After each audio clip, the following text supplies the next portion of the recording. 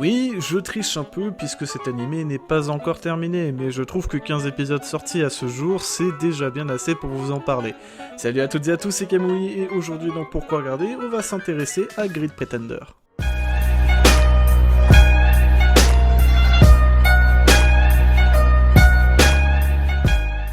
Grid Pretender est un animé tout récent, puisque comme dit dans l'intro, il n'est pas encore terminé, il est en cours de diffusion.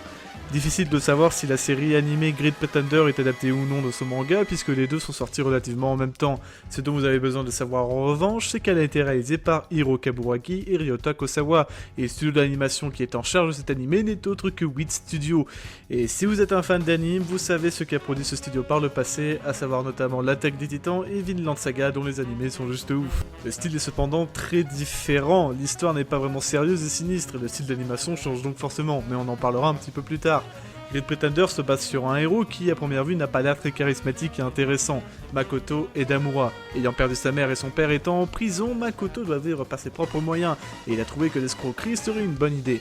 Autoproclamé meilleur escroc du Japon, c'est vrai qu'il a de bonnes techniques et est qualifié dans son domaine, il parle très bien anglais, est intelligent et possède un très bon jeu d'acteur. Mais un jour, lui et son acolyte tombent sur un touriste français qu'il tente d'arnaquer. Manque de bol pour eux, ce touriste n'est autre que Laurent Thierry, l'un des plus grands négociants du monde. Lorsque des hommes qu'il prend pour les Yakuza entourent sa maison, Makoto prend la fuite par l'arrière et monte dans un taxi dans lequel se trouve Laurent. Il va donc ensuite suivre notre négociant français qui compte bien faire bouger le monde de la mafia, en commençant par Hollywood.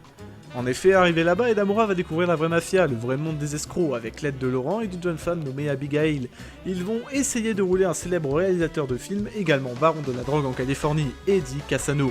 Et tout ça en essayant de lui vendre de la fausse nouvelle drogue venant des pharmacies japonaises. Intéressons-nous maintenant un peu plus en détail à notre personnage principal, Makoto Edamura. Comme je vous l'ai dit, son père est actuellement en prison, mais il n'est pas incarcéré pour vol ou fraude, non. Il est incarcéré pour trafic d'enfants. Et ouais, c'est plutôt sombre ça. Suite à son emprisonnement, la mère de Makoto tombera gravement malade, et durant son alitement, Makoto tentera de trouver un travail, de devenir quelqu'un d'honnête, à l'inverse donc de son père. Il trouvera alors un emploi dans une entreprise de thé, mais malheureusement il sera piégé par son patron et les autres employés, car ils étaient une société frauduleuse dont les membres se feront tous arrêter. Makoto est arrêté également, et son casier judiciaire s'ouvre donc. Il faut savoir une chose, c'est que au Japon, et peut-être plus qu'autre part ailleurs, avoir un casier judiciaire ferme presque toutes les portes du monde du travail. De ce fait, notre héros ne sera pas capable de trouver un autre boulot entre-temps, et il décidera alors de se lancer dans l'escroquerie, domaine de son père qu'il déteste, dans lequel il se retrouve étrangement doué. Ce personnage est très intéressant, notamment parce que, bien qu'escroc, il n'est pas violent, il n'est pas méchant et finalement très peureux. Arrivé aux États-Unis, il mettra un certain temps avant de se détacher de la puissance de celui qu'il doit escroquer, car les US, c'est bien différent du Japon.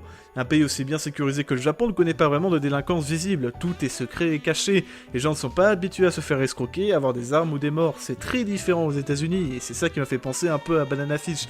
Le monde est beaucoup plus sombre, on parle ici de gangs, de mafia, d'empire de la drogue ou encore de prostitution.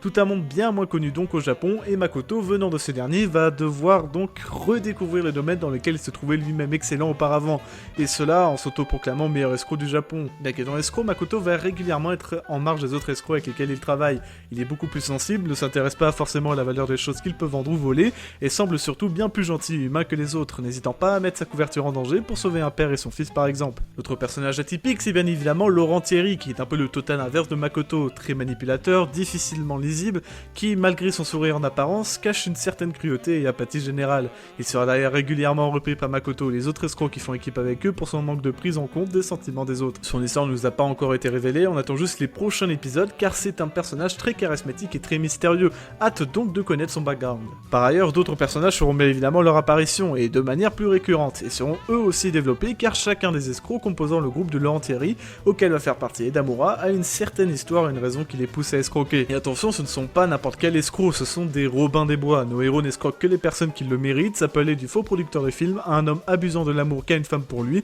afin d'utiliser son argent et acheter de beaux et chers tableaux.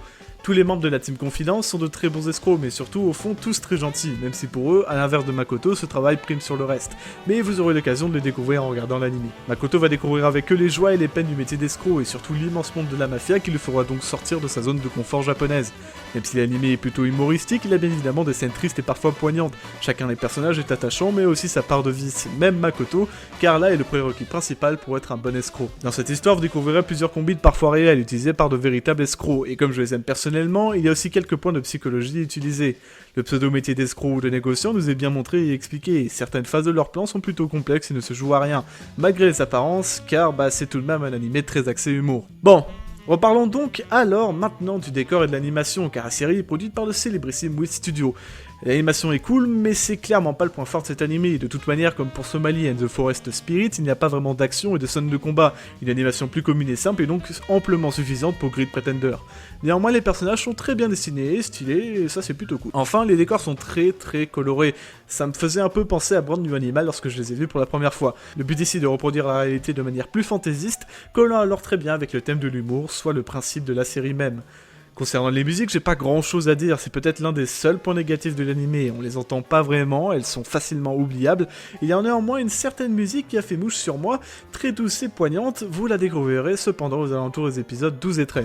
Top, je vous coupe un petit peu dans la vidéo, mais en fait en réécoutant un peu les musiques, je me suis rendu compte qu'elles étaient très jolies. Je pense que si je les ai pas vraiment entendues, c'est parce que j'écoutais plutôt l'animé avec une enceinte et pas avec mon casque. Enfin en tout cas, les musiques aussi c'est un feu vert, alors foncez voir cet animé dans tous les cas. Enfin, et pour terminer cette vidéo, sachez que l'ending est la reprise de The Grid Pretender des Platers par Freddie Mercury. Si ça c'est pas la classe. En attendant, moi je vous dis salut, merci d'avoir regardé cette vidéo.